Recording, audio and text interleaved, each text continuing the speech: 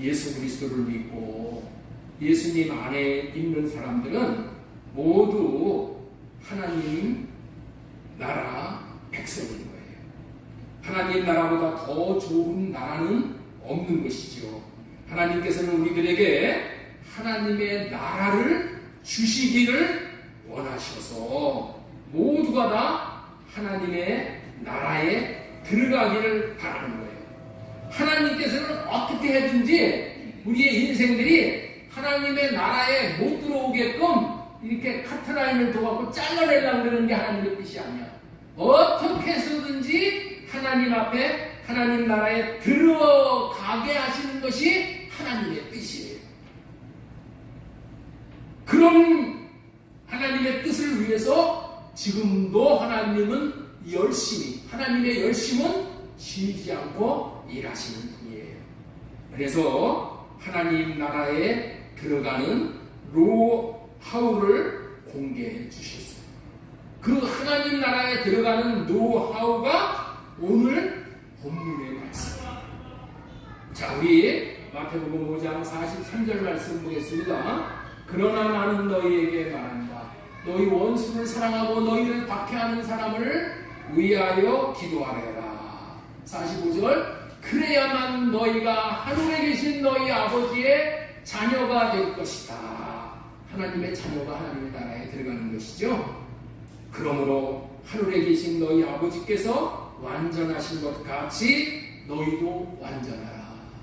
완전한 사람만 하나님의 나라에 들어갈 수 있게 된다는 거예요. 지지난 몇 주 전에 그런 말씀을 드렸죠. 낙원에 들어가는 구원은 예수 그리스도가 하나님의 아들로 오시어서 새 언약을 이루어 주시는 그리스도라는 것을 믿는 사람들은 다 낙원에 들어가. 그래서 아브라함의 품에 안긴다고 말씀을 드렸어요. 그러나 하나님 나라에 들어가는 구원은, 노하우는 사랑함으로 완전한 자가 됨으로 들어가는 거예요. 그런데 이거를 잘 구별을 해야 돼. 오늘도 그런 말씀이 여기에 나오고 있어요. 예, 45절에 보면 그래야만, 45절 펴보세요. 그래야만 너희가 하늘에 계신 너희 아버지의 자녀가 될 것이다. 이런 얘기를 하는 거야. 여러분들, 그러니까 우리는 이 성경을 오해하는 게 굉장히 많아요. 나는 예수 믿었으니까 그냥 다 됐어. 이러고 사는 사람들이 굳이 이럴 수가 많아. 그런데 오늘 여기 본문에는 뭐래요? 그래야만, 사랑해야만 너희가 너희 아버지의 자녀가 될 것이다. 이렇게 말씀을 하고 계십니다. 어느 나라든지 나라를 세울 때는 국시라는 것이 있어. 국시. 국시가 뭐냐? 한번 좀 띄워주세요. 국시가 뭐냐면은 국가를 이끌어가고 백성들을 잘 되도록 하는 근본 방식. 하나님 나라의 국시는, 예? 우리 기독교를 하나님의 나라의 국시라고 얘기를 해요. 여러분들 있죠? 고려 시대의 국시가 뭐였었느냐? 불교야, 불교. 우리나라의 국시가 불교였단 말이에요. 그래서 불교를 숭상을 했어. 그런데 이 불교가 얼마나 타락을 했는지 몰라. 그래가지고 부득불 이성계가 혁명을 일으키는 거야. 그리고 혁명이 일어나는 것도 혁명이 용납이 된 것이 왜 그랬냐? 이렇게 살 바에야 혁명을 일으켜서 새로운 정권이 들어오는 게 낫다고 모든 국민들이 공감대가 형성이 되었어. 그래서 이성계가 쿠데타를 성공을 하게 된 거예요. 그래서 조선시대의 국시는 뭐냐? 배불숭유야. 불교는 배척하고 유교를 숭상하자. 그런 국시를 조선시대의 국시로 여겼다는 거예요. 불교로 인해서 국가와 백성들에게 너무 많은 피해를 보게 한 승려들이 이제 정권이 바뀌니까 핍박을 엄청나게 받았어요. 그러니까 어떻게 됐어요? 승려들이 다 그 핍박을 피해서 다 깊은 산속으로 다 도망간 거야. 그래서 깊은 산속에 들어가서 절을 세우고 은둔생활을 했던 거예요. 여러분들, 고려 시대 때만 해도 깊은 산속에 절이 있는 게 아니라 지금 이 서민들이 사는 이 가까운 곳에 절들이 많았었어요.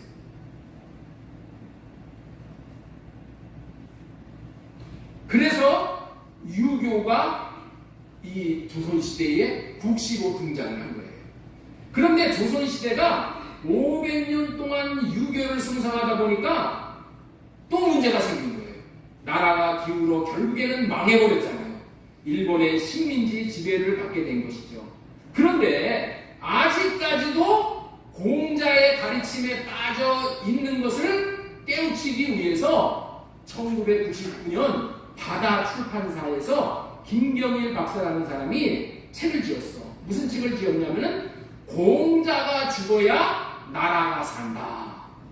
공자가 죽어야 이 나라가 산다. 이런 책을 썼어요. 그래서 그 책이 한동안 인기를 끌었어요. 공자왈 맹자왈 그렇게 찾음으로 말미암아 우리나라의 어둠이 우리를 감싸고 어둠에 갇혀서 살던 이 나라에 하나님의 은혜로 개화기가 왔고 우리나라에 기독교가 들어오게 된 거예요. 반만년 역사에서 우리나라가 이렇게 잘 살 수 있고 흥왕하게 된 것은 오직 기독교 덕분인 거예요. 초대 대통령 이승만 장로가 우리나라의 국시를 기독교로 정한 거야. 백성들이 공감을 하든 안 공감을 하든 기독교를 우리나라 국시로 정해가지고 기독교 그런 방침으로 헌법을 다 만들어 놓은 거예요. 최고의 헌법이 재헌헌법이야, 재헌헌법. 그래서 우리나라의 하나님 나라인 교회가 곳곳에 세워진 거예요. 하나님 나라의 국시는 무엇이냐? 하나님 나라. 너 나라죠? 하나님 나라의 국시는 기독교가 하나님 나라의 국시인 거예요. 기독교라는 것은 뭐냐? 예수 그리스도의 교라는 말이에요. 기독교라는 말에는 예수라는 크리스트 이거를 중국식으로 표현을 해서 기독교 이렇게 크리스트 이거를 기독교 이렇게 이름을 부르는 거야. 그래서 우리가 기독교다 이렇게 하지만 기독교를 뭐라고 우리는 부르냐? 예수교라고 부르는 거예요. 예수교. 예수님께서 친히 말로 가르치고 행함으로 가르친 것을 본받아 그대로 따라감으로 하나님 앞에 나아갈 수 있다고 가르치는 종교가 기독교인 거예요. 그렇다면 우리 교회는 누구를 따르는 교회입니까? 우리 교회는 이름 그대로예요. 우리 교회 이름이 뭘까요? 청소년 비전교회. 청소년 비전교회만 맞는 얘기인데 그것만 가지고는 부족해. 우리 교회는 대한예수교 장로의 청소년비전교회예요. 대한예수교라는 거야. 예수교. 우리 교회는 어떤 교회라고요? 예수교야. 누구를 가리키는 거예요? 예수를 가리키는 거야. 왜 예수를 가리켜? 예수님으로 말미암아 우리가 하나님 앞에 나아갈 수 있기 때문에 그래서 예수교라는 이름을 붙인 거예요. 예수님을 믿고 따르는 종교가 예수교야. 전 세계적으로 여러분들 이거 잘 하셔야 됩니다. 오늘 전 세계적으로 하나님을 믿는 교는 너무나도 많어. 유대교가 하나님을 믿는 교회야. 여러분들 마호메교 있죠? 마호메교가 하나님을 믿는 교회예요. 몰몬교도 그렇고 천주교를 비롯해서 많은 사람들이 하나님을 믿는다고 하나 하나님을 믿는다고 다 같은 종교가 아니야. 예? 유대교는 어떤 종교예요? 하나님을 믿기는 믿으나 모세의 가르침을 따르는 그러한 하나님을 믿는 거야. 모세의 가르침, 모세오경. 마호메교도 마찬가지야. 응? 마호메교도 마호멧을 믿는 거야. 마호멧이 말하는 그 가르침을 통해서 하나님 앞에 나아갈 수 있다라고 믿는 그런 종교가 마호메교야. 여러분들 조셉 스미스라는 것이 뭐예요? 몰몬교란 말이야. 몰몬교 창시자. 몰몬교도 뭐예요? 조셉 스미스의 가르침을 따라서 조셉 스미스가 받은 그 계시를 따라서 살면은 하나님에게 나아갈 수 있다라고 가르치는 종교야. 예? 천주교가 뭐예요? 교황의 가르침을 따르는 거예요. 교황의 가르침. 교황은 어떤 존재예요? 무오한 존재야. 교황의 말은 잘못된 게 없어. 그냥 하나님 말씀 무오하다고 그러죠. 교황의 말도 무오한 거야. 교황이 말하면 그것이 성경이야. 네. 그렇게 가르치면서 그걸 따르면 하나님 앞에 나아갈 수 있다고 가르치는 거야. 예? 자기 교주의 가르침을 따라서 하나님 앞에 나아갈 수 있고 하나님 나라에 들어갈 수 있다라고 믿는 거예요. 오늘날 종교다원주의가 극성을 부리고 있단 말이에요. 종교다원주의. 예? 이 얘기가 뭐냐? 자기들이 믿는 신을 통해서 자기가 지금 믿고 있는 신을 통해서 하나님 앞에 나아갈 수 있다라는 거야. 예? 예수만이 아니고 마음에 또 자기 토종 자기 신들 이런 신들을 믿음으로 인해서 다 하나님 앞에 나아갈 수 있다는 거예요. 에베레스트 산에 올라가는 길이 예수만 올라가는 예수의 길만 통해서 가는 게 아니라 저 티베트도 올라가고 중국을 통해서도 올라가고 인도를 통해서도 올라가고 네팔을 통해서도 올라가는 길이 여러 군데 있듯이 하나님에게 나아가는 길이 여러 길이 있다는 거야. 예수만 고집하지 말라는 거야. 다시 말해서 뭐예요? 우리는 우리 종교를 통해서 하나님 앞에 나아갈 수 있으니까 우리에게 전도하지 말라는 거야. 그래서 선교사들 다 돌아가라는 거야. 이게 종교다운지. 우리 기독교는 오직 예수 그리스도를 통해서만 하나님께 나아갈 수 있다고 믿는 종교로 기독교를 국시로 삼는 것이 우리가 믿는 하나님의 나라인 거예요. 기독교를 국시로 삼는 거예요. 그렇기 때문에 기독교란 예수 그리스도의 가르침을 통해서만 하나님께 나아가고 예수님께서 이루어 놓으신 새 언약을 통해서만 하나님의 나라에 들어갈 수 있음을 말하는 종교가 기독교인 거예요. 그래서 요한복음 14장 6절 말씀에 예수님께서 이르시되 내가 곧 길이요 진리요 생명이요 하나님 앞에 나아가는 유일한 길이 예수 그리스도다. 예수 그리스도로 말미암아 하나님 앞에 나라에 들어갈 수 있는 진리를 가리키는 기독교를 국시로 삼은 나라가 하나님의 나라입니다. 기독교만이 하나님의 나라야. 나라의 국시야. 자, 그렇다면 예수 그리스도는 무엇을 가르쳤고 스스로 무엇을 본을 보이시며 하나님 아버지께 나아갈 수 있는 길이 되셨나요? 마태복음 22장 37절 우리 같이 읽겠습니다. 시작. 예수님께서 이르시되 주 너희 하나님을 사랑하셨으니 이것이 크고 첫째 되는 계명이요 둘째도 그와 같으니 네 이웃을 내 자신과 같이 사랑하셨으니 이 두 계명이 온 율법과 선지자의 강론입니다. 예수님께서 이토록 사랑을 가르치시기 때문에 하나님 나라의 국시는 기독교라고 하기도 하고 사랑이라고 표현하기도 하는 거예요. 그러므로 지금부터는 하나님 나라의 국시를 기독교라고 표현을 하든 사랑으로 표현을 하든 같은 의미니까 기독교로 말해도 사랑으로 말해도 하나님의 국시를 말한다고 이해해 주시면 되는 겁니다. 오늘 읽은 마태복음에는 하나님 나라의 헌법이 나와. 나라에는 법이 있죠. 오늘 읽은 이 오늘 본문의 말씀이 하나님 나라의 뭐라고요? 헌법이야. 헌법. 기독교의 헌법이야. 헌법. 예수님께서 이 법을 산에서 선포하셨다고 하여 산상수훈이다 라고 이렇게 부르기도 해. 산상고훈이라고도 부르기도 하고. 하나님 나라의 헌법이라고 하는 산상수훈의 한 부분이에요. 오늘 말씀, 이 세번역 말씀인데 우리 마태복음 우리 5장 44절 그러나 너희는 나는 너희에게 말한다. 너희 원수를 사랑하고 너희를 박해하는 사람을 위하여 기도하라. 그래야만 너희가 하늘에 계신 너희 아버지의 자녀가 될 것이니라. 그러므로 하늘에 계신 너희 아버지께서 완전한 것 같이 너희도 완전하라. 이처럼 사랑해야 하나님 나라의 국시를 따르는 것이기 때문에 하나님 나라 백성으로 합당한 자가 되는 거예요. 여기에서 눈이 확 들어오는 말씀이 이 45절 말씀이에요. 그래야만 너희가 하늘에 계신 너희 아버지의 자녀가 될 것이다. 이 말에 우리는 긴장을 하지 않을 수가 없게 되는 거예요.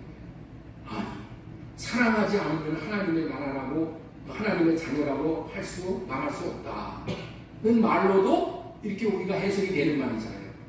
우리를 하나님의 자녀가 되는 것이 예수님의 이름을 영접하는 자가 하나님의 자녀가 되는 줄 알았잖아요. 우리는. 그렇죠? 그렇게 알고 있죠?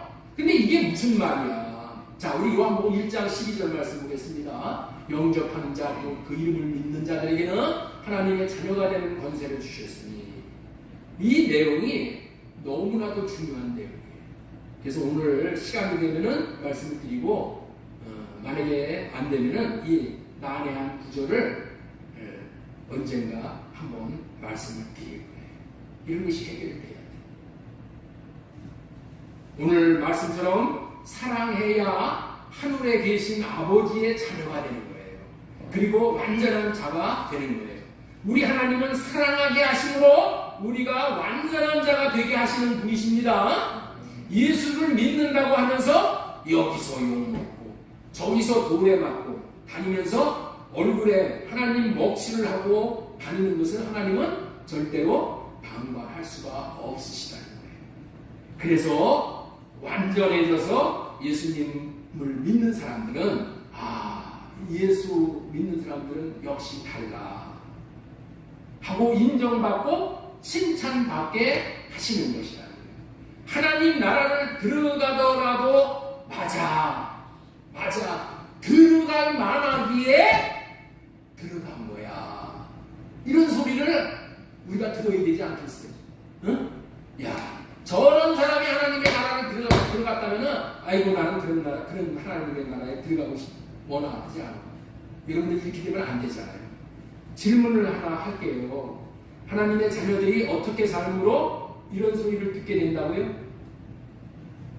응? 저 사람 하나님 나라에 들어갈 만한 사람이야. 이런 소리를 어떻게 함으로 우리가 들을 수 있다고요? 예? 이게 오고 가는 게 있어야지. 어떻게 해야지 하나님 나라에 들어갈 만한 사람이야 하고 이렇게 인정을 했냐. 오늘 본문에 있는 하나님 나라의 헌법을 잘 지키면 그렇게 된다는 거야. 하나님 나라의 헌법이 뭐예요? 하나님 사랑하고 이웃 사랑하는 거예요. 그렇게 사랑을 하면은 세상 사람들이 저 사람은 예수쟁이야. 응? 정말 천국에 들어갈 만해. 나는 못 들어가더라도 저 사람은 꼭 천국에 들어갈 거야. 이런 소리가 나오게 되잖아요. 그런데 문제는 예수님을 믿는다고 하는 사람들이 하나님을 사랑하지도 못하고 이웃도 사랑하지도 못하는데 원수까지 사랑하라고 그러잖아요. 원수를 어떻게 사랑할 수 있어? 사랑이 이렇게 좋고 사랑하고 살면은 너무나도 좋다는 것을 다 알잖아. 집 안에서도 부부끼리 사랑하고 자녀들과도 사랑하고 이웃들과도 사랑하면 좋다는 것 알아요, 몰라요? 다 알지요. 여러분들 중에서도 사랑이 좋다는 것을 모르는 사람은 이 가운데 아무도 없어. 그런데 문제는 뭐냐? 사랑을 못한다는 거예요. 그러므로 오늘 전해드리고자 하는 말씀의 제목은 하나님 나라의 국시로 첫 번째 전해드리고자 하는 말씀은 첫 번째 되지. 사랑은 우선순위로 해야 하는 것이다. 자, 우리 한번 따라서 하겠습니다. 사랑은 우선순위로 해야 하는 것이다. 여기서 믿는 성도들이 왜 하나님을 사랑하지 못하고 이웃을 사랑하지 못하는가의 의미를 분명히 알고 넘어가야 되는 거예요. 여러분들 중에는 제가 여러분들을 사랑하는 삶을 살지 못한다고 매번 얘기하죠. 그렇죠? 우리는 하나님도 못 사랑하고 이웃도 못 사랑한다. 사랑하지 못한다는 얘기를 매번 말할 때마다 여러분들은 목사의 말을 거부감을 느끼는 사람도 있으셨을 거예요. 나는 하나님을 사랑하고 이웃도 사랑하고 원수도 사랑하는데 왜 목사님은 나보고 매일 사랑하지 못한다고 하느냐고 이의를 제기하는 사람이 있을 것이기 때문에 이 말씀을 분명하게 밝혀드리는 거예요. 사랑은 우선순위로 해야 그것이 사랑이라는 거예요. 예를 들어서 어른들이 아이들에게 장난을 치는 것을 여러분들이 보셨을 거예요. 엄마가 좋으니 아빠가 좋으니 이렇게 묻죠. 네? 이 말의 의미가 뭐예요? 엄마를 더 사랑하니 아빠를 더 사랑하냐 이런 말이죠. 그렇죠? 여기서 아이는 아빠도 엄마도 사랑을 하잖아. 아빠 엄마 사랑하지 않는 아이가 어디 있어? 그런데 이 질문의 핵심 내용은 뭐예요? 누구를 더 사랑하느냐 이거를 알고 싶다는 얘기죠. 또 이런 경우도 있어요. 결혼하려고 서로 사귀는 여자가 남자에게 질문을 하는 거야. 만약에 당신 어머니와 아내인 내가 함께 배를 타고 가다가 물에 빠져버렸어. 그런데 구명조끼가 2개밖에 없는 거야.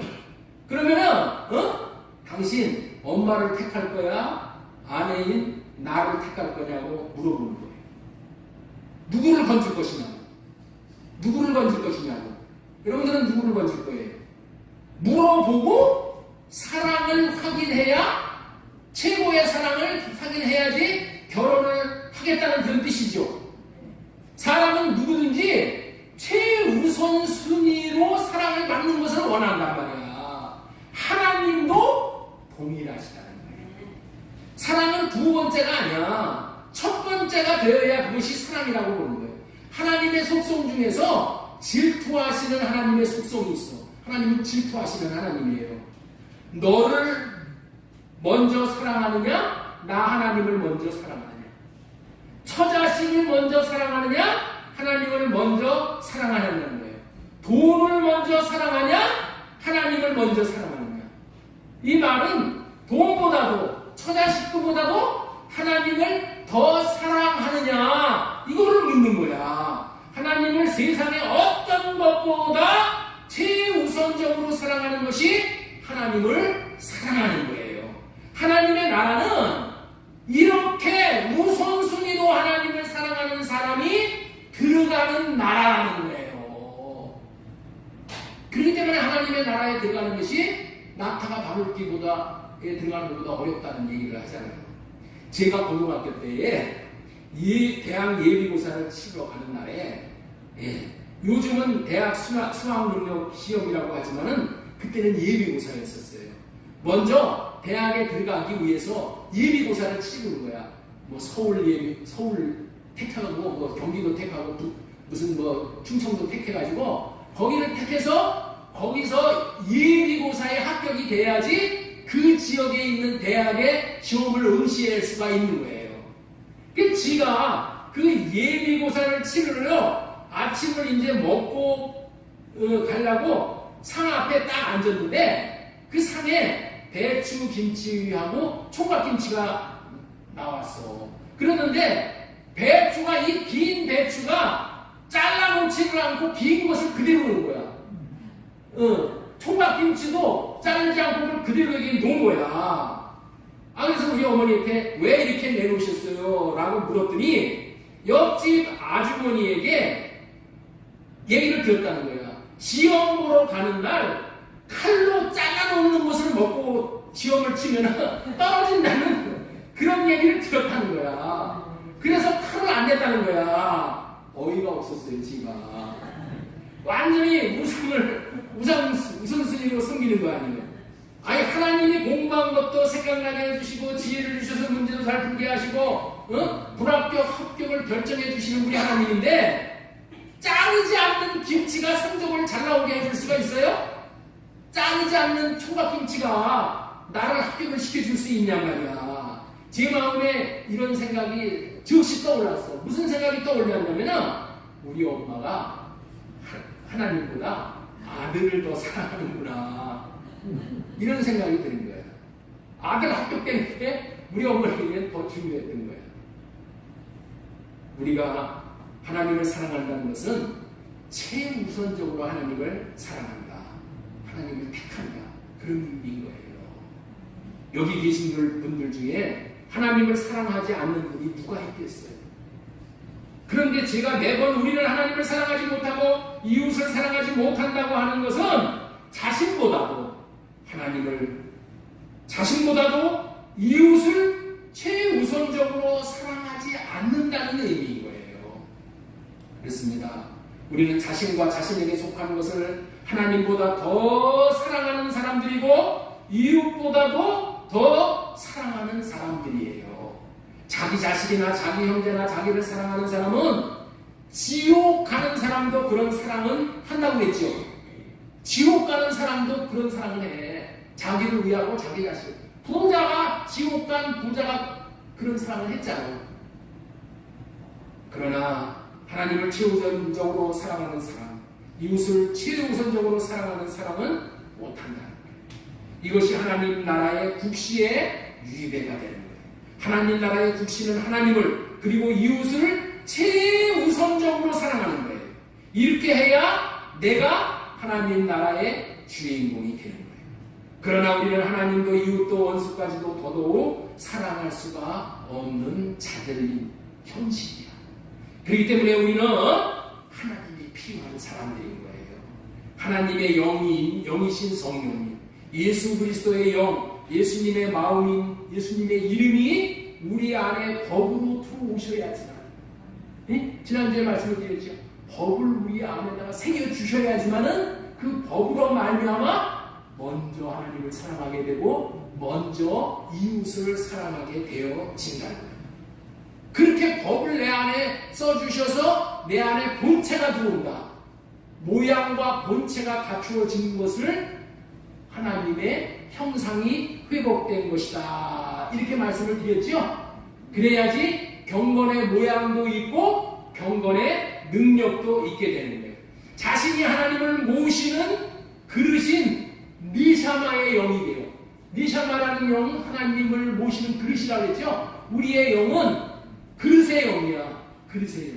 그릇의 영이 되어져서 르하우의 영이신 하나님의 니샤마의 영 안에 들어와 계시면, 다시 말해서 법으로 들어와 계신 하나님께서 하나님의 마음을 구하는 자에게 하나님은 사랑할 수 있는 마음을 주시어서 우리가 하나님을 먼저 사랑할 수 있고 이웃을 먼저 사랑할 수 있게 되어지는 거예요. 이렇게 해주시겠다는 언약이 할례 언약이고 새 언약이고 둘째 것인 거예요. 신명기 30장 6절 말씀 다시 한번 보겠습니다.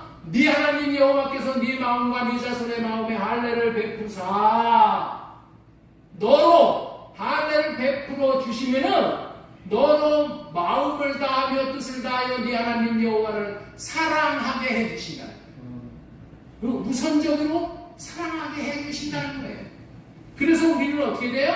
할례를 받아서 주님의 마음, 주님의 사랑을 우리가 받아야지만은 사랑할 수 있게 되어진다는 거예요. 에레미야 31장 33절에도 그러나 그날 후에 내가 이스라엘 집과 맺은 언약은 이러하니 곧 내가 나의 법을 그들의 속에 두며 그들의 마음에 기록하여. 법을, 사랑할 수 있는 법을 우리 마음에 주셔야 된다는 거예요. 기록해 주셔야 된다는 거예요. 법이 마음에 새겨짐으로, 여기서 법이란 사랑할 수 있는 법, 그 법을 새겨주는 거예요. 그 법이 새겨짐으로 인하여 하나님을 사랑할 수 있게 되어짐으로 인해서 우리는 하나님의 백성이 되고 하나님은 우리에게 하나님이 되시는 거예요. 이래야지 하나님의 나라의 백성으로서 자격자가 됩니다. 다시 말해서 사랑할 수 있게 해주시겠다는 언약인 할례 언약, 새 언약을 믿어 마음에서 이루어진 자가 사랑을 할 수 있게 되어지는 거예요.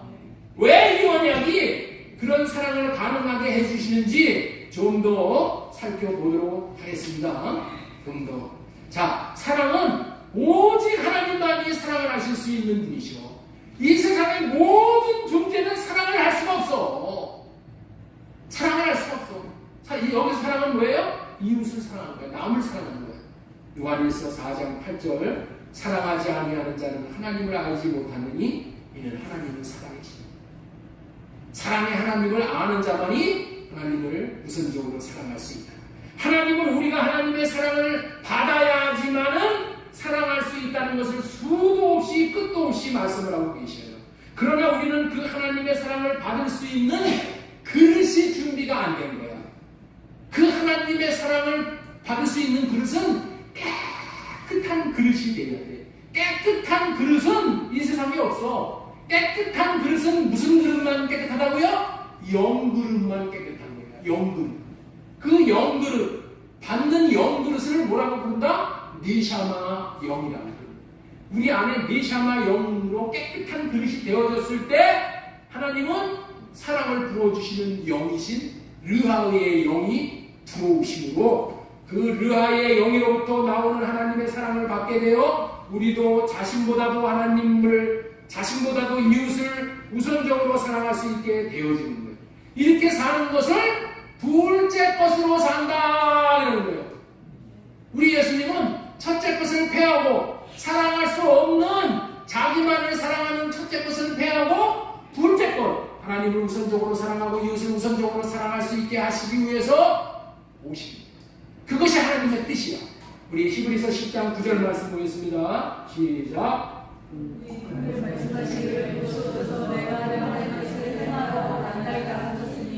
그 첫째 것을 빼하시면 둘째 것을 세우려 하십니다. 둘째 것을 세워주시기 위해서 오셨다는 거야. 둘째 것이 세워져야지만 하나님을 우선적으로 사랑하고 이웃을 우선적으로 사랑하는 거야. 이 뜻을 이렇게 하기 위해서 예수 그리스도의 몸을 단번에 들이심으로 말미암아 우리가 거룩함을 얻었다. 이렇게 둘째 것으로 살 때 우리 하나님 그리고 우리 이웃을 우선적으로 살 수 있게 되어진다는 거예요. 자, 그래서 지금까지는 첫 번째 대지로 전해진 말씀이 사랑은 우선순위로 해야 된다는 말씀을 전해드렸습니다. 자, 두 번째 할례를 받지 않으면은 십자가의 은혜가 헛된 것이 된다는 거예요. 오늘 이 둘째 것을 세우기 위해서 예수님께서 단번에 십자가에서 몸을 들여서 우리가 거룩함을 받았다 했잖아요. 그런데 우리가 할례를 받지 아니하면은 예수님께서 우리에게 행하신 십자가의 그 사건이 다 뭐가 된다고요? 허사가 된다는 거예요. 허사. 예수님께서 십자가에서 우리를 위해서 행하신 일들은 한마디로 놀라운 일이에요. 더 이상 다른 말로 표현할 수가 없을 정도로 놀랍고 고마운 일이야. 그럼에도 불구하고 그러한 희생이 아무 효용이 없게 되는 것이 할례를 구해서 십자가에서 이루신 것들을 받아들이지 않기 때문에. 그래서 우리는 회개하고 할례를 구하여야 한다. 자, 그렇다면 할례가 무엇이냐는 거예요. 할례. 맨날 뭐 할례 받고 사십시오 이러는데 안 되겠어요. 지가 여러분들이 이렇게 사는 것을 보니까 할례 받고 사는 사람이 손 꼽는 것 같아요. 그래서 할례의 의미에 대해서 다시 한번 말씀드려요. 할례가 무엇일까? 할례라는 것은 십자가에서 예수님이 이루신 것을 나에게 이루어 달라고 믿음으로 구하는 게 할례야. 자, 우리 한번 따라서 한번 하겠습니다. 할례란 십자가에서 이루신 것을 자신에게 이루어 달라고 믿음으로 구하는 거예요. 여러분들이 저 다른 건 오늘 다 모르고 가도 괜찮아요. 이거 하나는 제대로 알고 있어요. 우리 한번 따라서 한번 하겠습니다. 할례란 무엇일까? 할례란 십자가에서 이루신 것을 자신에게 이루어 달라고 믿음으로 구하는 것이다. 여기 주보에 여기 아이들 그림 있죠? 그 옆에다가 할례가 무엇인가 다 적어놨어요. 이거 오늘 다른 거는 몰라도 이거 다 암송하셔야 돼요. 예? 그렇다면은 예수님께서 십자가에서 하신 것이 무엇이길래 자신에게 이루어 달라고 구해야 하냐는 거예요. 예수님께서 저와 여러분들을 위해서 십자가에서 행하신 일이 뭐냐는 거예요. 예? 십자가에서 행하신 일이 뭔지 아시는 분 한번 손 들어보세요. 예수님이 우리를 위해서 십자가에서 행하신 일이 무엇인지 아는 사람 한번 손 들어보세요. 얘기 한번 해보시죠. 예수님이 우리를 위해서 십자가에서 행하신 일이 있어요, 없어요? 있어. 그게 뭐냐는 거예요. 예? 죄 해결해 주시기 위해서. 그렇죠? 그러니까 여러분들은 아는 수준이 죄밖에 몰라. 예수님이 죄 해결해 주셨다는 거야, 이거. 그래서 모르기 때문에 오늘 7가지를 말씀을 드립니다. 예수님께서 십자가에서 우리에게 행해 주신 일이 7가지가 놀라운 일이 있어. 그런데 그 7가지를 십자가에서 행해 주셨는데 우리가 할례를 구하지 않으면 예수님이 우리를 위해서 행해 주신 그 일들이 다 뭐라고요? 허사가 되는 거예요. 그래서 할례를 구해야 된다는 거야. 할례를 구함으로 말미암아서 예수님께서 십자가에서 이루신 일들이 나에게 유효하게 된다는 거예요. 나에게 복이 된다는 거예요. 예? 그래서 지금까지 전해드린 말씀이 뭐냐? 사랑을 우선순위로 해야 한다. 할례를 받지 않으면 십자가의 은혜가 헛된 것이 된다. 그러면 세 번째, 예수님께서 십자가에서 이루어 놓으신 일이 무엇이냐? 이거를 말씀을 드립니다. 자, 첫 번째, 옛사람을 십자가에서 못 박아 죽였다는 거예요.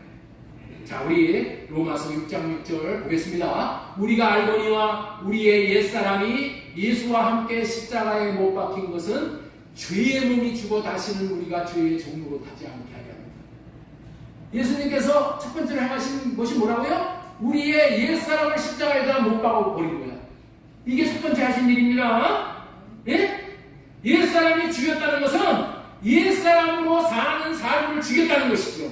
이 옛사람으로 사는 삶은 자기의 생각이 오르면은 그렇게 살고 자기 비율이 안 맞으면 안 사는 거야. 이것을 옛사람으로 사는 삶이라는 거예요. 그런데 예수님은 옛사람을 십자가에서 못 박아 죽여버렸어. 이 말은 뭐예요? 첫째 것으로 사는 삶을 죽였다라는 말과 동일한 거예요. 십자가에서 이런 놀라운 일을 해내셨다니까. 자, 두 번째, 육체 정욕 탐욕을 십자가에 못 박아 죽였다는 거예요. 예수님께서 십자가에서 하신 일이 뭐라고요? 내 육체와 정욕과 탐심을 십자가에 못 박아 죽였다는 거예요. 자, 갈라디아서 5장 20절, 24절. 그리스도 예수님의 사람들은 육체와 함께 그 정욕과 탐심을 십자가에 못 박았느니라. 여러분들, 이 말의 의미가 뭐라고요? 예수님의 사람들은 어떠한 게 예수님의 사람이냐는 거예요. 육체와 정욕과 탐심을 십자가에 못 박은 사람이 예수님의 사람들이에요. 내가 예수의 사람이라는 것은 육체, 정욕, 탐심을 십자가에 못 박은 사람이야. 십자가에 못 박았다는 얘기는 뭐야? 죽었다는 얘기야. 죽었다는 것은 뭐야? 내 육체가 육체에서 나오는 것이 없다는 거야. 육체에서 나오는 게 뭐야? 육신의 생각 나오는 거야. 정욕, 탐심. 다 육신이 다 나오잖아. 마귀가 지금 욕심. 자, 제가 당신은 예수님의 사람입니다 라고 하면은 여러분들은 나는 육체와 정욕과 탐욕을 십자가에 못 박은 사람입니다. 그렇게 따라오서 하세요. 예, 자, 당신은 예수님의 사람입니다.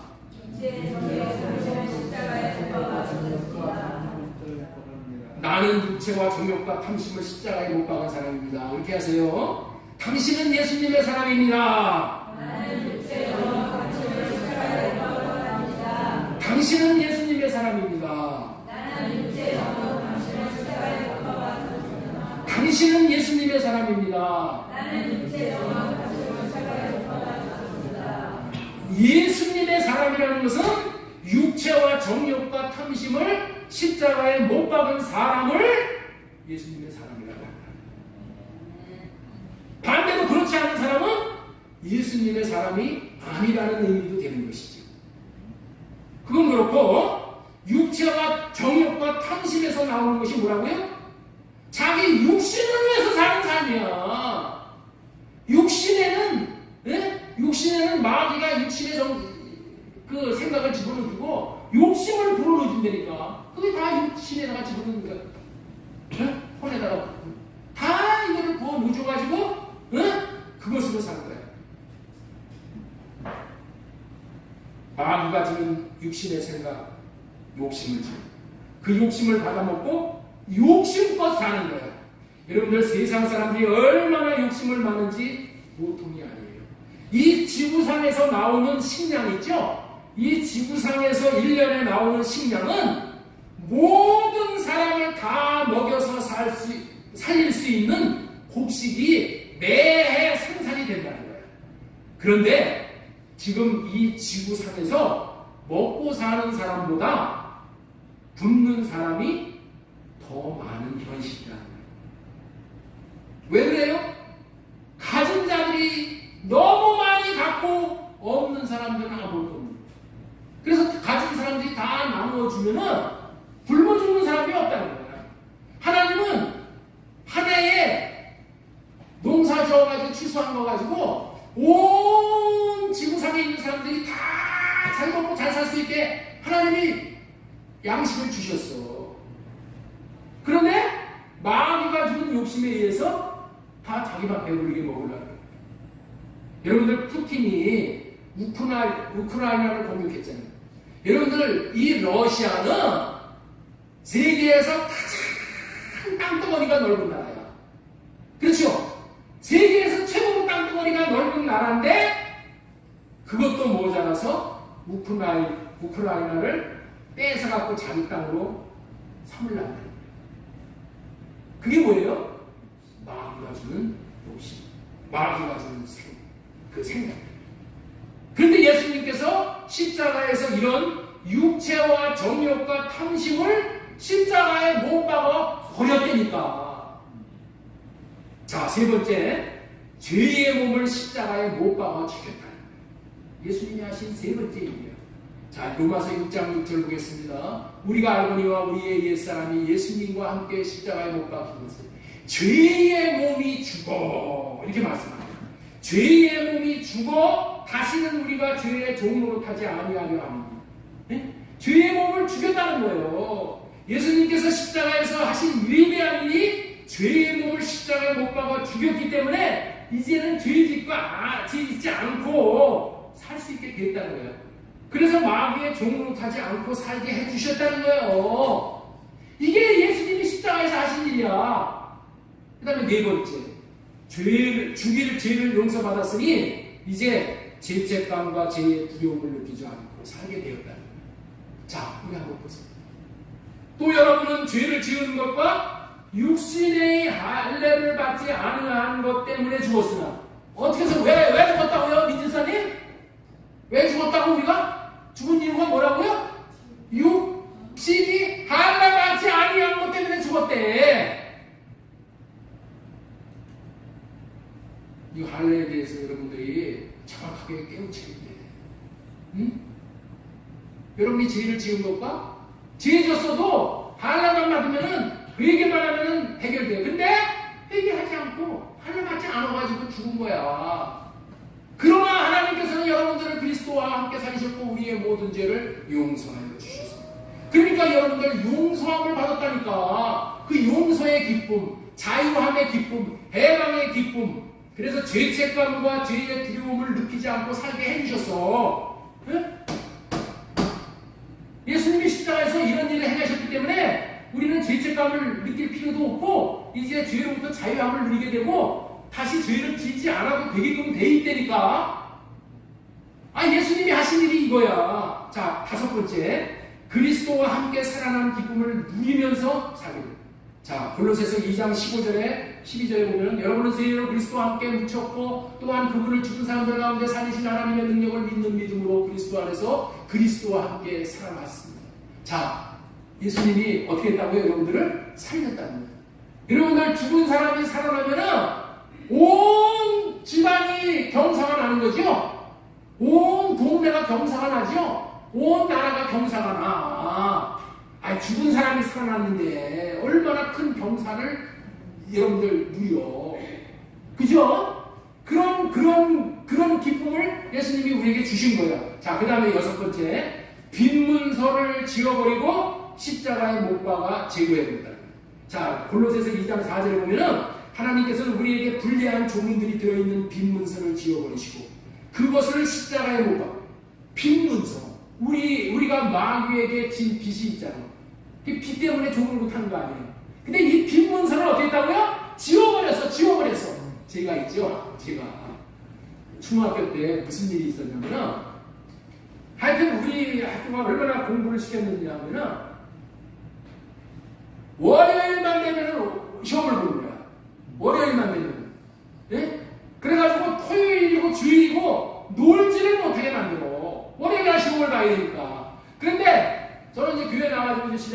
그러니까 월요일 날 시험이 제일 아주 부담되는 거야. 월요일 날 시험을 봤는데 한 번은 엄청나게 시험을 못 봤어. 그래가지고 무슨 생각이 드러났냐면은 지가 이렇게 못된 사람이에요. 아, 저 교무실에 성적 그거 다 이렇게 기록해 놓은 거, 저기 한번 불타버렸으면 좋겠다. 응? 그러면 어떻게 돼? 내 성적이 싹 없어지잖아. 그런 생각이 들어버렸어. 그런 생각. 응? 그런 생각. 여러분들 있죠? 우리가 지은 죄가, 사탄에게 종로로 해가지고 하는 그 죄가 있잖아요. 그것이 싹 어떻게 됐다고요? 예수님께서 찢어 없애버리셨다는 거예요. 찢어 없애버리셨어요. 싹 지워 없애버렸다.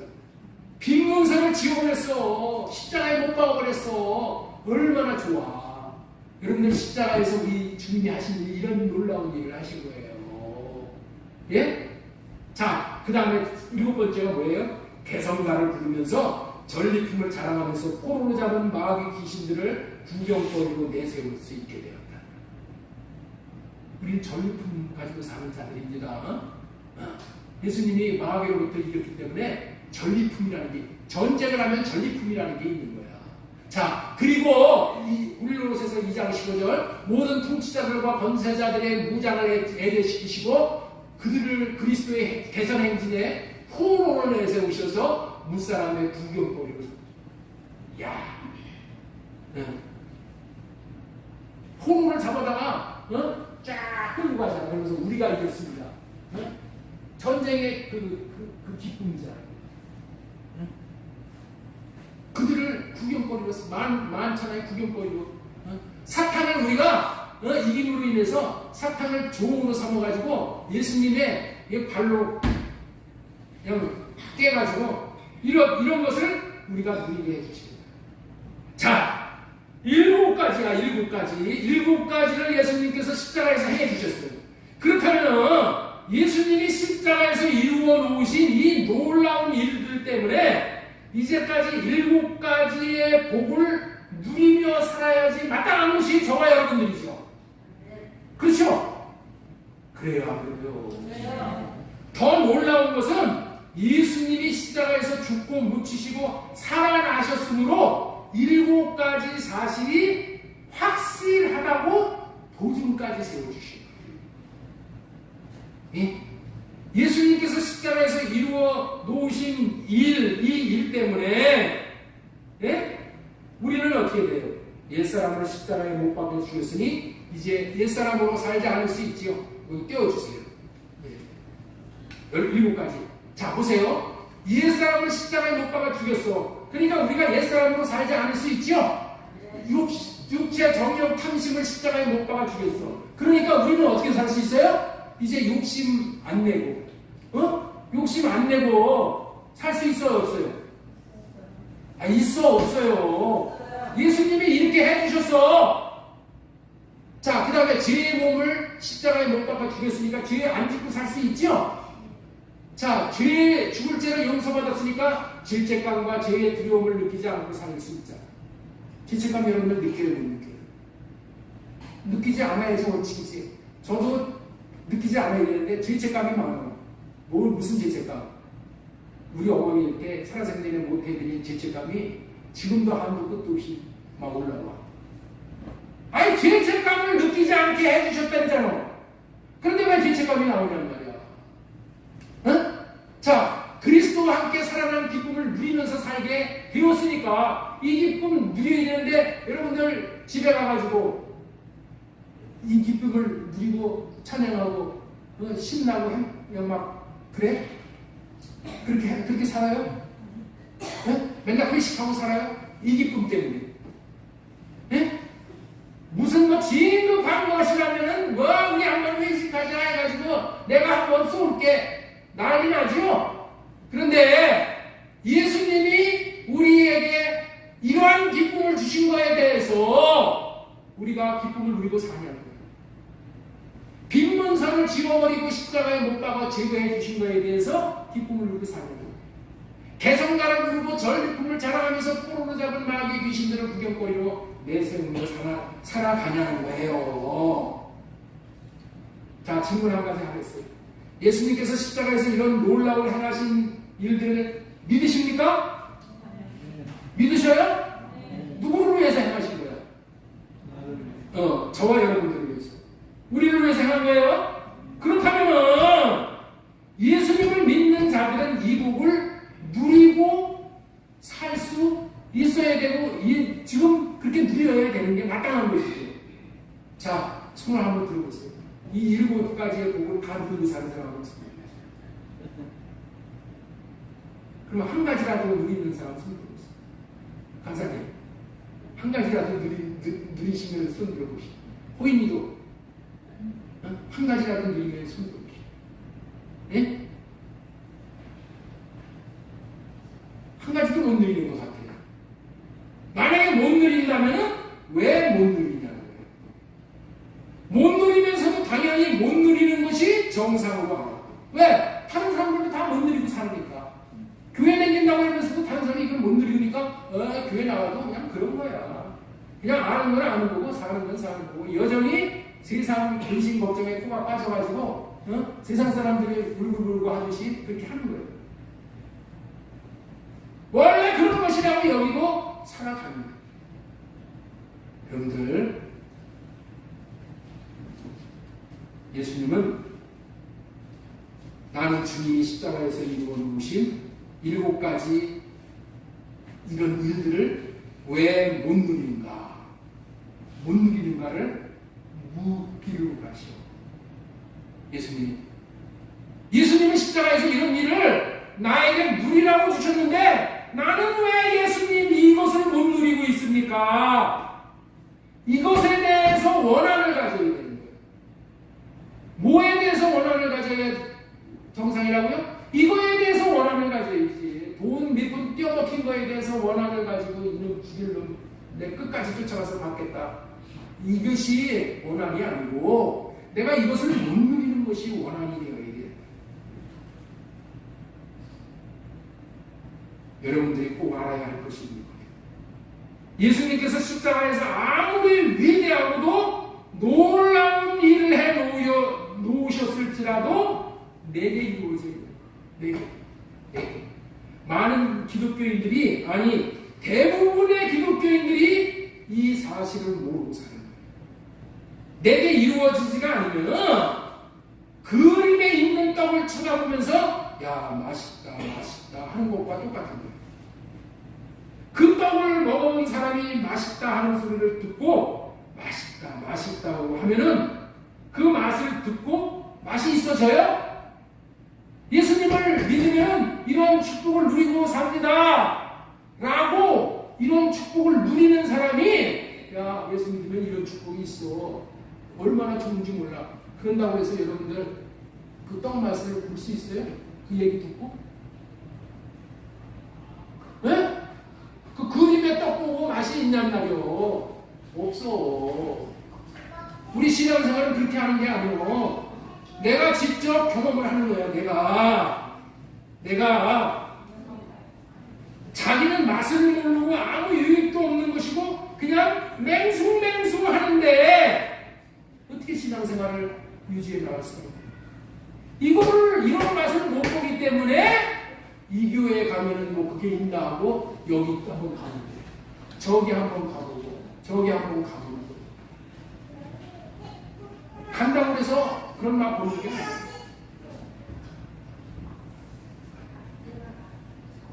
문제는 내 안의 문제. 내 안에서의 문제지 외부에서 뭐 참양이 뭐 파이프 오르간을 놓고 뭐 부러지면서 그런 거 거창하게 한다고 해가지고 내가 이런 것을 누리는 게 아니라는 거예요. 착각을 하고 사는 거예요. 껍데기에서 찾으려고 그래요. 예수님을 믿는 것이 똑같은 이치예요. 예수님을 믿는다면은 믿는 맛을 볼 수 있어야 해요. 예수님을 믿는 맛을 보지 못했으니까 예수님을 위해서 봉사도 못하고 시간도 못 내고 교회에 집사직분을 맡겨줘도 집사직분을 감당 못하는 거예요. 왜 못해요? 나를 먼저 사랑해야 되니까. 내 발등에 불을 먼저 꺼야 되니까.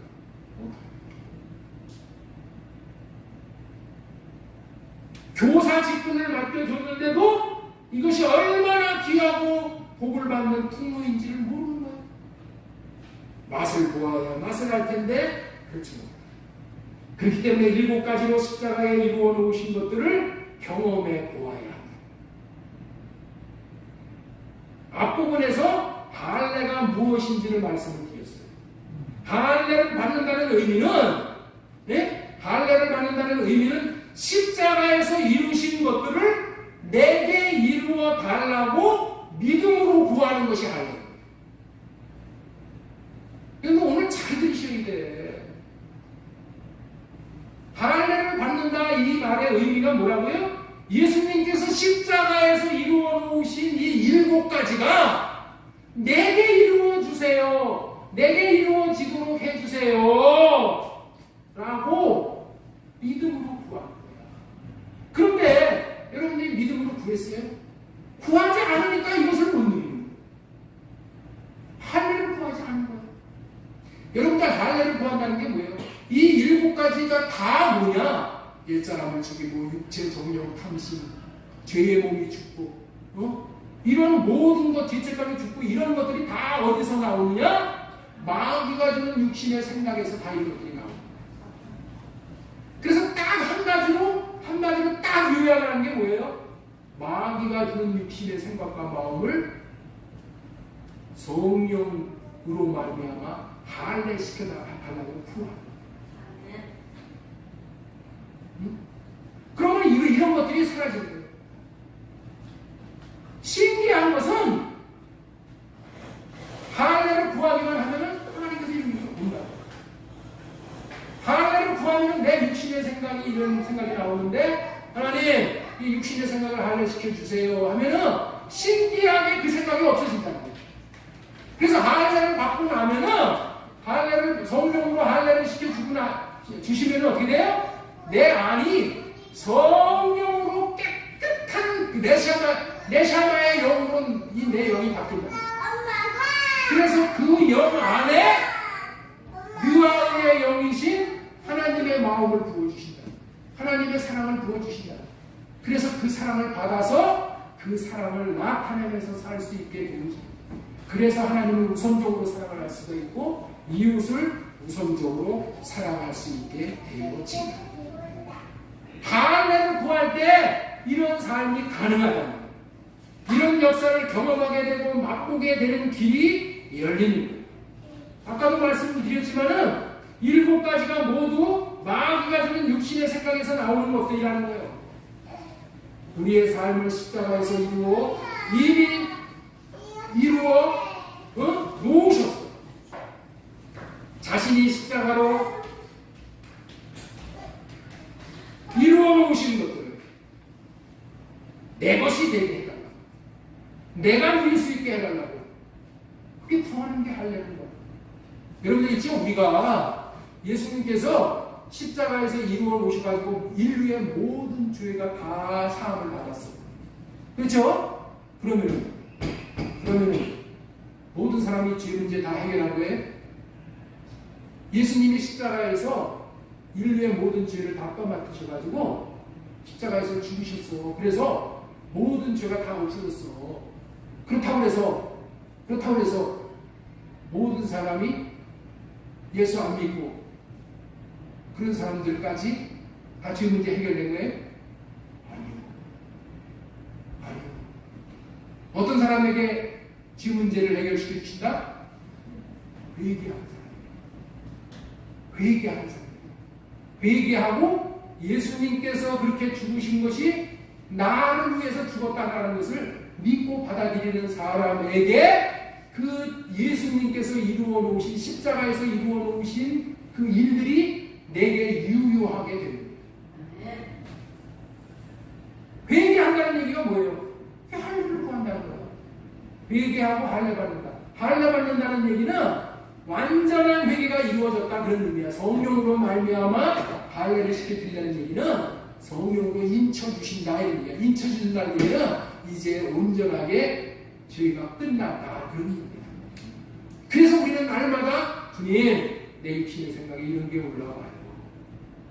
그래서 이 생각이 주님의 생각이 아니에요. 관리시켜 주세요. 그럼 그 생각이 없어진단 말이에요. 그 생각이 없어지면서 누가 떠나? 그 생각을 주는 마음이가 떠나는 거예요. 그 마음이가 떠나니까 내 안이 어떻게 돼요? 깨끗해지는 거야. 마음에 귀신이 있으면 더러운 몸이야. 더러운 귀신이야. 더러운 귀신이 있는 곳에 하나님이 들어오실 수가 없어. 하나님이 들어오셔야지 법이 새겨질 거 아니에요. 하나님이 들어오셔야지 마음을 주실 거 아니에요. 그 사랑하는 마음을 받아서 우리가 사랑할 수 있게 되어지는 거예요. 여러분들 있죠? 갈라디아서 5장 24절 다시 한번 보겠습니다. 그리스도 예수의 사람은 어떤 사람인지 정의를 내려주잖아요. 갈라디아서 5장 24절. 그리스도 예수의 사람들은 육체와 함께 그 정욕과 탐심을 십자가에 못 박았습니다. 육체와 정욕과 탐심을 십자가에서 못을 박으면은 육체와 정욕과 탐심에서 나오는 육신의 생각이 나오지 않게 됩니다. 이게 할례라는 거예요. 완전한 해결이 할례라는 거예요. 할례는 여러분들 있죠? 그냥 이 표피에다가 상팽이를 갖다가 잘라주는 게 할례가 아니에요. 이 성경에서는 이 할례 받는 거에 대해서 굉장한 오해들을 많이 하고 있는 거예요. 유대인들이 할례 받으면은 이 상팽이나 고추에 있는 것을 잘라내면은 그런 행함, 그렇게 율법으로 그런 것을 지키면은 모든 율법을 그런 식으로 지키면은 자기가 의롭다함을 받는다고 여기는 거야. 행함으로 의롭다함을 받는다고 여기는 것이 그것이 할례라고 여기는 거야. 그래서 그런 할례는 할례가 아닌 거예요. 무슨 얘기인지 알겠죠? 제가 가르치는 할례는 그런 할례가 아니에요. 할례는 어떤 할례요? 내 마음에 하나님이 내 마음의 성령으로 마음 가죽을 벗겨주는 것을 할례라고 하는 거예요. 그렇기 때문에 그리스도의 예수님의 사람은 누구인가? 할례 받고 사는 사람들입니다. 이렇게 할례 받음으로 육신의 생각이 없어짐으로 깨끗한 그릇이 되어지는 것이고 그 바탕에 하나님의 마음을 구하면은 그때서야 이제 하나님을 사랑하는 마음을 부어주심으로 하나님처럼 실제로 사랑할 수 있는 사람이 되어집니다. 절대로 육신의 생각이 있으면 하나님을 우선적으로 사랑할 수가 없는 거예요. 다시 말해서 할례 받는 삶을 살지 않는 사람은 절대적으로 하나님을 사랑할 수 없다는 것을 명심해야 됩니다. 로마서 6장 6절 말씀드렸습니다. 우리가 알거니와 우리의 옛사람이 예수님과 함께 십자가에 못 박히는 것은 죄의 몸이 죽어 다시는 우리가 죄에게 종으로 타지 아니하려 합니다. 자기 육신의 생각으로 사는 사람이 옛사람이에요. 이 육신의 생각으로 사는 옛사람을 죽이지 않으면 절대로 하나님을 사랑할 수 없다. 없어. 자, 신명기 30장 6절 다시 한번 보겠습니다. 네 하나님 여호와께서 네 마음과 네 자손의 마음에 할례를 베푸사. 네? 하나님께서 할례를 베푸사. 지금의 시대는 성령님의 시대니까 성령 하나님께서 할례를 베푸사 너로 마음을 다하며 뜻을 다하여 네 하나님 여호와를 사랑하게 하사. 내가 사랑하는 거야? 하나님이 사랑하게 해주십니다. 나는 10만 년이 걸려도 하나님 사랑 못해. 이웃을 사랑해. 그러나 하나님이 사랑하게 하사, 사랑할 수 있는 마음을 주시면은 원수까지도 사랑하게 된다니까. 네? 그래서 이 할례가 이렇게 중요한 거예요. 그래서 하나님의 생명을 얻게 하실 것입니다. 그렇기 때문에 할례를 구하여야 하는데, 할례란 예수 그리스도가 십자가에서 하신 일이 자신에게 이루어 달라고 구하는 거예요. 믿음으로 구할 때 성령께서 할례해 주심으로 성령으로 말미암아 또 사랑을 부어 주심으로 하나님 나라의 국시인 사랑하는 자로 세우시옵니다. 이토록 할례가 중요한 것임을 우리가 알게 된 거예요. 자, 우리 골로새서 2장 11절 말씀도 보겠습니다. 또 그 안에서 너희가 손으로 하지 아니한 할례를 받았으니 곧 육의 몸을 벗는 것이요 그리스도의 할례니라. 우리가 받는 할례는 무슨 할례라고요? 그리스도의 할례입니다. 모세 율법에서 따라서 그 할례 받는 것은 이 할례하고 다릅니다. 그들은 율법의 행위로 할례를 받는 거예요. 그거 갖고 그건 못 받아. 마음의 할례를 받는 거예요. 마음. 영의 할례를 받는 거예요. 자, 우리 골로새서 2장 11절 세 번역으로 한번 보겠습니다. 그분 안에서 여러분도 손으로 행하지 않는 할례, 육신의 몸을 벗어버리는 그리스도의 할례를 받았습니다. 할례가 뭐라고요? 육신의 몸을 벗어버리는 겁니다. 자, 우리 한번 따라서 하겠습니다. 제가 할례가 무엇입니다라고 부르면 육신의 몸을 벗는 것입니다. 여러분 이렇게 하세요. 할례가 무엇입니까? 육신의 몸을 벗어버립니다. 육신의 몸을 벗어버리는 거야. 육신의 몸을 벗어버리면 육신에서 나오는 육신의 생각이 나올까 안 나올까? 할례는 육신의 몸을 벗는 거야. 육신의 몸을 벗을 수 있는 자가 없어. 육신의 생각을 떨쳐버릴 수 있는 자는 이 세상에 아무도 없다니까. 육신의 이 몸에서 나오는 육신의 생각이 권세야, 권세, 마귀의 권세야.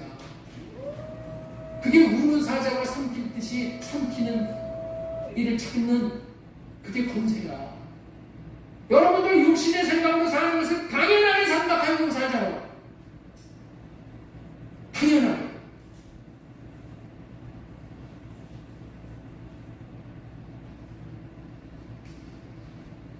우리는 이 육신의 할례를, 육신의 생각에서 나오는 이 육신을 벗는 이 마음의 할례를 우리가 과소평가를 하면 안 돼요. 육신의 몸을 벗는 것, 육의 몸을 벗으면 육신의 생각이 나올 수가 없어요. 나는 못해요. 성령이 내 육신의 생각을 할례시키고 있어요. 부부 싸움이 일어날 수가 없어.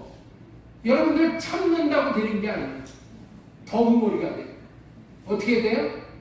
남편이 무슨 말을 하면 내가 올라오는 게 있잖아요. 하나님, 남편 말을 들으니까 내 안에서 이런 것이 올라오네요. 내 육신의 생각이 이런 게 올라오네요. 하나님, 이 육신의 생각을 할례시켜 주세요. 할례시켜 주세요. 말하면서 기도합니다. 하나님, 내 육신의 생각을 할례시켜 주세요. 이 생각이 마귀가 주는 것이 기도했습니다. 그리고 주님의 마음으로 내가 남편에게 이야기할 수 있게 해주세요. 그런데 신앙생활은 이게 전부야, 전부. 전부면서 가장 기본이고 완성이고 과정이고 이걸로 인해서 우리가 하나님 앞에 나아가서 하나님의 그리스도의 예수님의 사람들이 되는 거예요. 자, 골로새서 2장 12절 말씀드리겠습니다. 여러분은 세례로 그리스도와 함께 묻혔고, 이렇게 나와요. 여러분들은 세례로 그리스도와 함께 묻혔다는 얘기는 뭐예요? 함께 죽었다 이런 얘기예요. 세례가 뭐라고요? 세례가 뭐예요, 우리 집사님?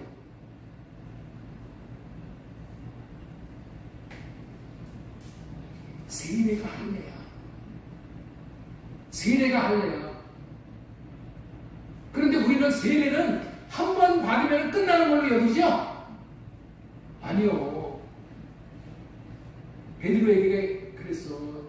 예수님이, 야, 온몸을 씻은 자는 발만 씻어도 되느니라. 발마다 씻고 살아야 돼. 우리는 우리의 육신의 생각, 이것이 나를 더럽게 하는, 이거를 날마다 할례받고 벗어버려요. 이것이 우리 신앙생활의 전부요. 우리를 망하게 하는 것이 육신의 생각이요. 우리를 망하게 하는 것이 육신의 생각이고, 우리를 흥하게 하는 것이 영의 생각이에요. 육신의 생각을 할례받지 않는 자에게는 영의 생각이 올 수가 없는 거예요.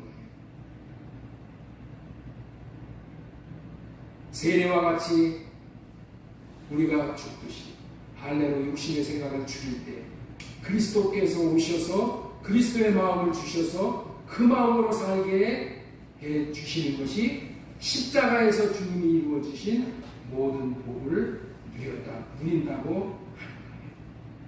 그렇기 때문에 할례의 삶이 이렇게 중요하고, 그래서 할례를 받은 것을 주님께서 이렇게 강조하는 거예요.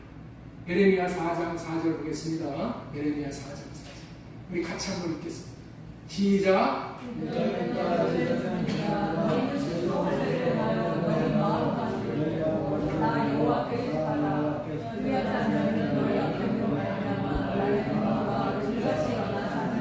너희는 스스로 할례를 행하여 너희 마음 가죽을 베고, 내 마음에 가죽이 덮여 있어가지고 완전히 신경을 치고 있어. 그래서 하나님을 사랑하지 않고 살아도, 자기 생각대로 살아도 괜찮은 것으로 알고 있다는 거예요. 완전히 무기워졌어. 이렇게 살아도 괜찮은 것으로 살아. 다른 사람이 다 지 육신의 생각으로 사는데 나만 할례받고 나만 하나님의 생각으로 살아야 될 이유가 뭐 있어? 이러는 거예요. 마음가짐을 뱉게 됩니다. 그리하지 아니하면 너희 악행으로 말미암아 나의 분노가 불같이 일어나 사느니 그것을 끌 자가 없느니라. 하나님께 속하게 해주는 것이 할례인 거예요. 다시 말해서 하나님을 사랑하고 살게 해주시는 것이 할례인 거예요. 육신의 생각이 나오는 것을 다 없애주시는 것이 할례예요. 그렇기 때문에 그리스도 예수님의 사람은 누구인가? 할례받고 사는 사람이에요. 이렇게 할례받음으로 육신의 생각이 없어짐으로 하나님을 사랑할 수 있는 사람이 되는 거예요. 절대로 육신의 생각이 있으면 하나님을 우선적으로 사랑할 수가 없는 거예요. 옛사람 자아, 마음가짐을 벗기는 할례가 이루어져야 우리의 속사람이 내사마의 깨끗한 영이 되어져서 우리 가운데 하나님의 영이 들어오므로 하나님을 최우선적으로 사랑할 수 있게 되고, 나보다 이웃을 사랑할 수 있고 원수까지도 사랑할 수 있게 되어집니다. 이것은 한마디로 할례 언약이 이루어짐으로 사랑하사를 이루어지게 해주십니다.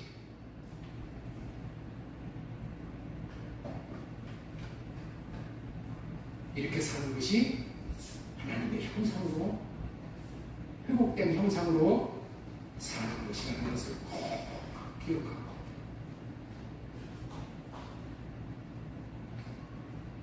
우리 고린도전서 15장 49절 쭉 넘어가시면은 하나만 읽고 넘어가겠습니다. 끝나겠습니다. 우리가 흙에 속한 자의 형상을 입은 것 같이 또한 하늘에 속한 이의 형상을 입니다. 형제들아, 내가 이것을 말하노니 혈과 육은 하나님의 나라를 이어받을 수고 또한 썩는 것은 썩지 아니할 것으로 유업을 받지 못하라. 혈과 육, 육신의 생 할례받지 않는 사람은 절대로 하나님의 하늘에 속한 이의 형상을 입을 수 없다는 것을